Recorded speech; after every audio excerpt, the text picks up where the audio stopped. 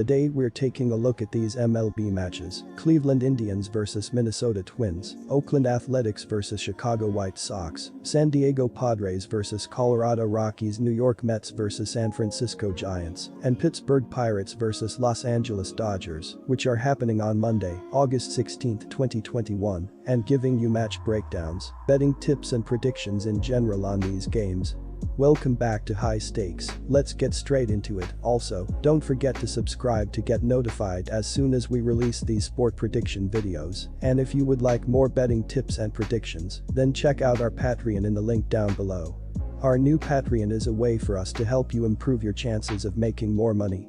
5 plans are available for each and every one of you. You can get 30 extra betting picks all the way up to 270 extra betting picks per month. Stop wasting hours of your time searching for bad betting advice that ends up costing you a lot of money. Join the High Stakes Patreon now and get the best betting picks and advice. Cleveland Indians vs Minnesota Twins. The Indians blew the doors off Comerica Park on Sunday afternoon. It makes sense considering they looked virtually helpless against the Oakland Athletics, and the series with the Detroit Tigers basically came down to a rubber match. They really wanted to make some noise. The opener at Minnesota is a chance for them to continue making up some ground in the AL Central Division by taking advantage of a matchup with the 4th-ranked team in the standings. But the Twins team we're seeing right now isn't playing like they're ranked 4th.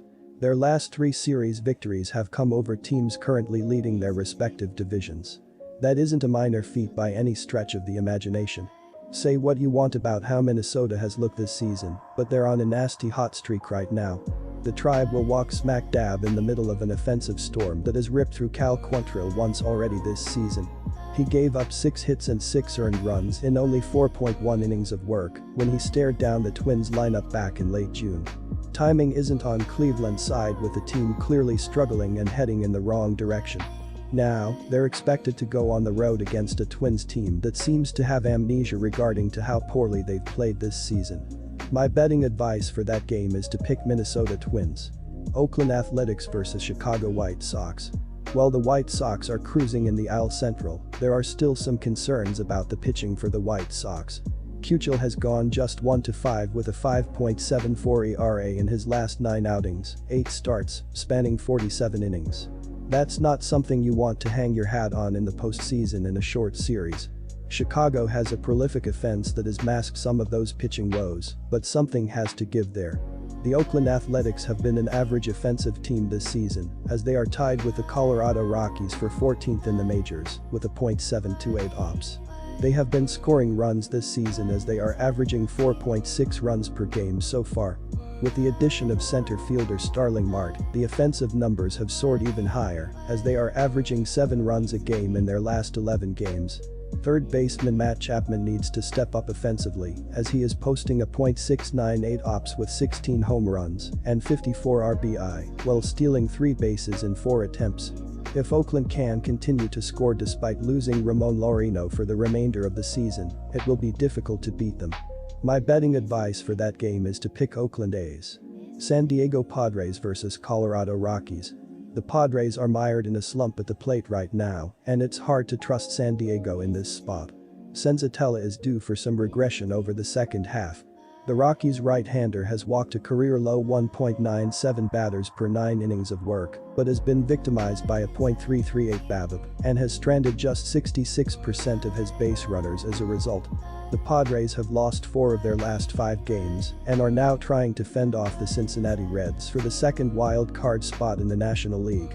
The hope is that top pitching prospect Ryan Weathers has a great start in the upcoming game, considering he's struggled immensely this season, allowing 39 runs in 15 starts while only tossing 56 strikeouts. Additionally, Weathers is allowing opponents to make contact at will with a .274 expected opponent batting average, a .464 expected opponent slugging percentage, and a 5.34 expected ERA, all of which are among the worst in the MLB.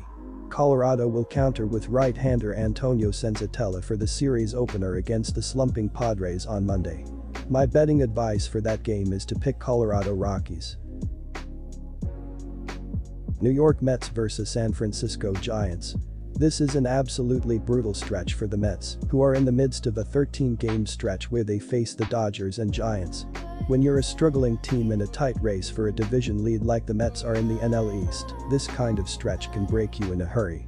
The Mets dropped a pair of one-run decisions in extra innings Friday and Saturday before having to face Max Scherzer Sunday night. That means a late flight out to prepare for a San Francisco team that is at home. The New York Mets have been struggling as an offensive threat this season, as they are 24th in the majors with a .695 OPS. They can use a little bit more run support this season as they are averaging 3.78 runs per game. The Mets have been doing better offensively in the last 30 days, 28 games, as a team, as they are scoring 3.97 runs per game, with 35 home runs in that stretch to showcase their power stroke. First baseman Pete Alonso has been leading the offensive charge this season for the Mets and has been heating up as he is up to an .823 OPS with 23 home runs and 65 RBI, while also swiping 3 bases.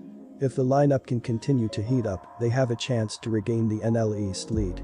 San Francisco had won 6 straight and 11 of their previous 13 before getting upended in the third game of their set with the Rockies Saturday night.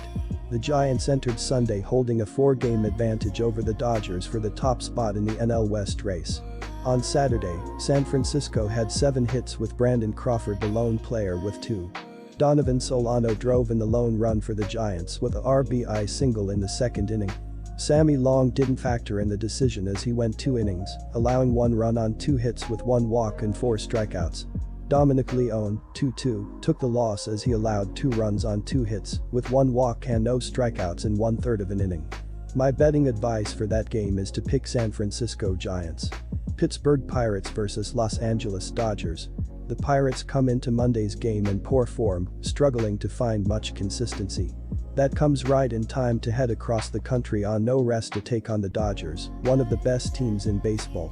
The Dodgers have a few injuries to navigate, but still have the majority of their lineup ready to go, which Pittsburgh simply won't be able to slow down, given they have one of the worst pitching staffs in baseball.